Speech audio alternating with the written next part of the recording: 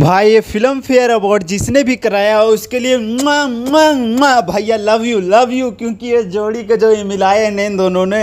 ओए होए होए, आज तो पवन सिंह भी और खेसारी लाल यादव मिल रहे हैं, लेकिन काजल राघवानी और खेसारी लाल यादव जो मिले, ओए होए दिल के खुशी इतना हो रहा है ना भाई साहब। अगर ये जो अवार्ड कराया है ना वो सामने होता है ना तो गले लिखता और पैर छूता है इसका।